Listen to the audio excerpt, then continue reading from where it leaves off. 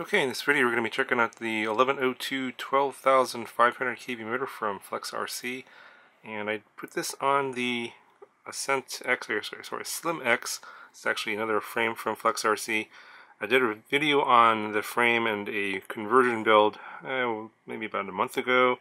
I had a different motor on here previously. It was an 1103 7800 kV motor, and you saw some footage of it flying on 2S. And it was okay. I mean, it was a decent cruiser, not a ton of power or anything like that. I did try flying on 3S, but the motors got way too hot on 3S for that small motor.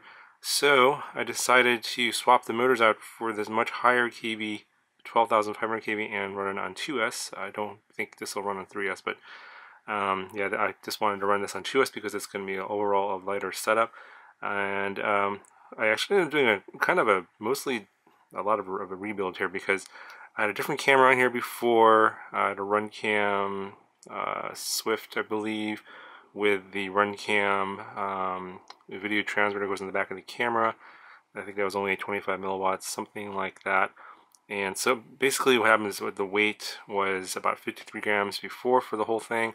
And after swapping the motors out, the camera and the video transmitter, I put actually a bigger video transmitter on here. This is, I think it's called the 5248 or something like that. It's a 20 by 20 board, goes up to 200 milliwatts, and it has VTX remote control, and it's like $12. I think it's probably one of the cheapest 20 by 20 video transmitters.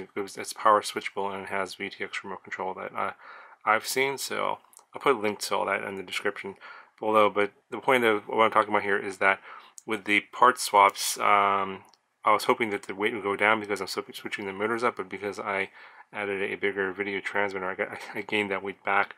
So I really just only lost about a gram. I went from 53 grams to about 52 grams. But in any event, same props. Obviously, with a much higher kV motor, even on 2S, it performs a lot better, I think, than it did on 7800 kV. Obviously, with a higher kV, so you get better punch outs and a better top end speed. So just, yeah, basically, yeah, this motor is pretty nice. If you're looking for a nice light setup, I think this particular motor and this frame go pretty well together, and obviously on 2S, and you can get I think with the 450 milliamp hour LiPo, I think the overall weight, I think, was just around 100 grams. I think maybe it was less than that. I think maybe 90 something. Yeah, so it's a very light setup and pretty good performer. Good park cruiser, and also good for some light acros. So in any event, check out the previous video. I'll put a card in the corner for that if you want to see the previous build and the flight characteristics on the old motor, and then I'll go ahead and I'll show you the flight demo on this new motor, and you guys can decide for yourself which you think is better. Anyway, here's the flight demo now.